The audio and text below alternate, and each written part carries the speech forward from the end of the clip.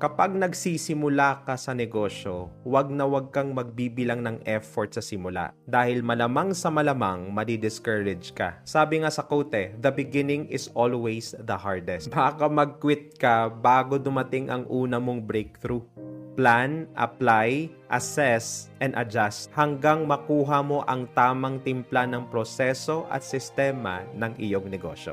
Tiwala lang, drop agree. Naniniwala ako sa'yo. Taon mo to.